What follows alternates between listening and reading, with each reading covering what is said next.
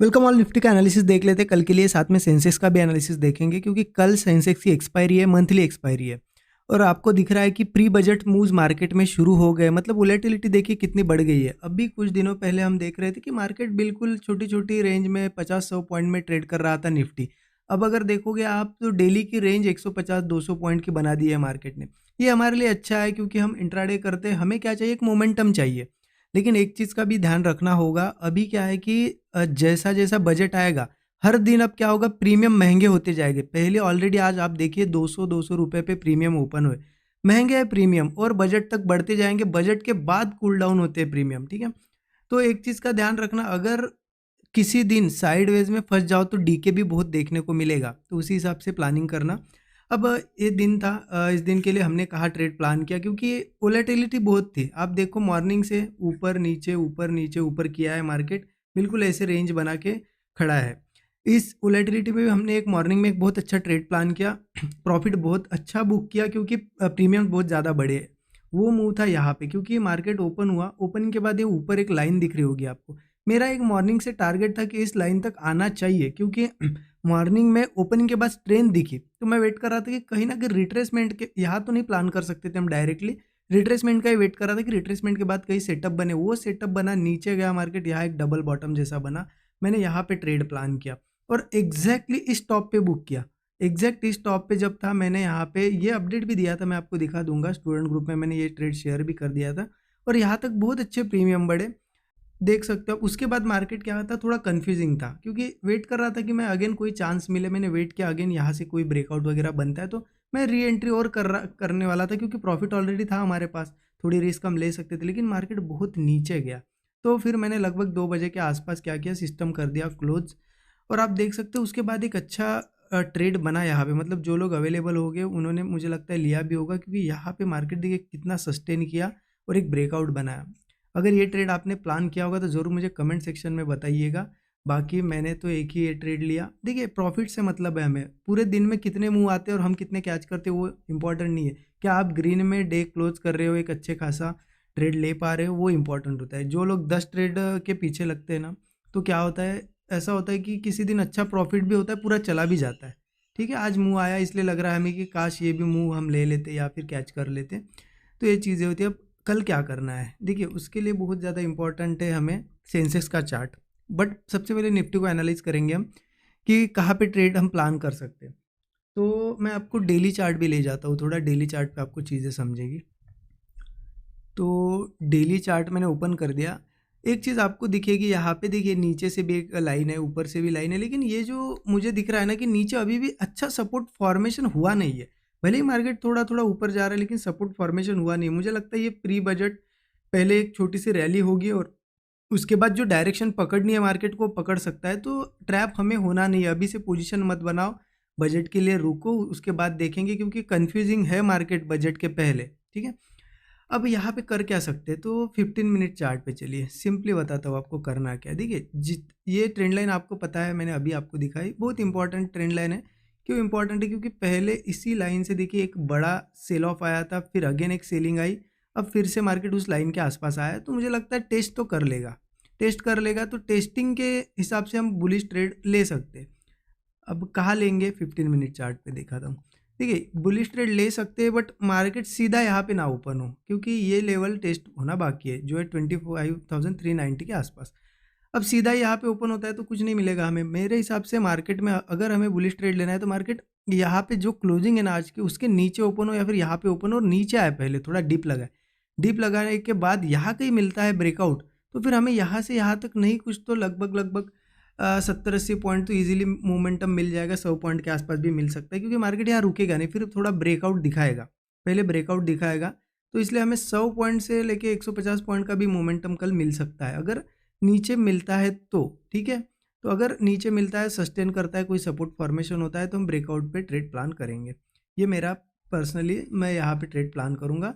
और लगभग लगभग ट्रेंड लाइन और ट्रेंड लाइन ब्रेक होती है तो मैं थोड़ा रुकूंगा क्योंकि मार्केट ट्रेंड लाइन ब्रेकआउट दिखाएगा और फिर हो सकता है फेलियर भी आए वो या फिर कंटिन्यू भी करे, वो भी बताता हूँ आपको कि करना क्या है फिर।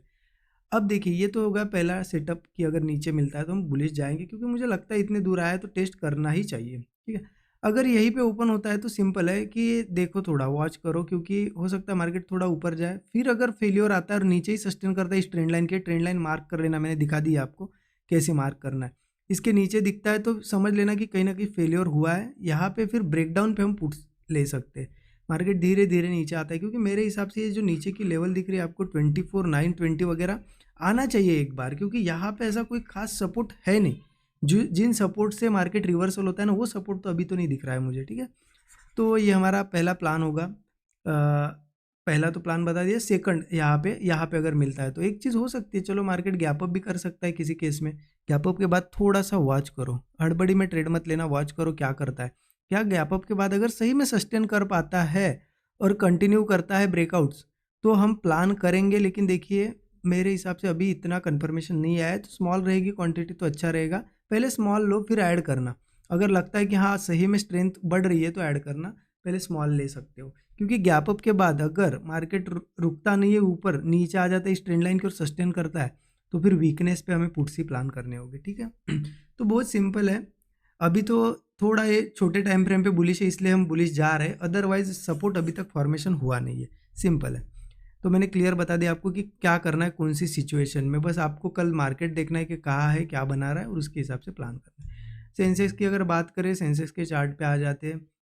सेंसेक्स में भी आपको एक लाइन दिख रही है यहाँ पे मार्क करके, वो भी मैं आपको दिखा देता हूँ। देखिए यहाँ पे भी आपको क्लियरली दिखेगा सेंसेक्स में कि यहाँ पे ट्रेंड लाइन है, ट्रेंड लाइन का रेजिस्टेंस लिया, यहाँ लिया, और अगेन वापस उसके आसपास आया तो टेस्ट तो कर लेगा। इतने दूर आया तो यहाँ से गिर तो नहीं सकता, मतलब ऐसा बहुत कम होता है, ठीक है।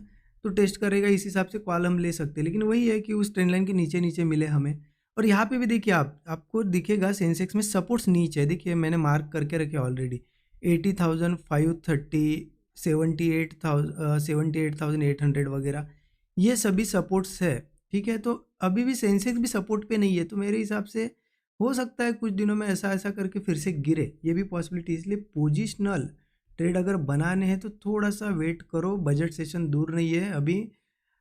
एक को बजट होगा अगर तो उसके आसपास ही प्लानिंग करेंगे हम पोजिशनली, क्या करना है क्या नहीं, क्या आउटकम आता है बजट का वो भी देखना पड़ेगा, ठीक है।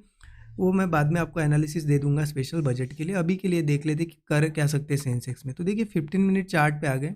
सेंसेक्स की एक चीज़ देखिए कि सेंसेक्स में 82,390 की लेवल पकड़ लो, उसके आसपास एक रेजिस्टेंस है।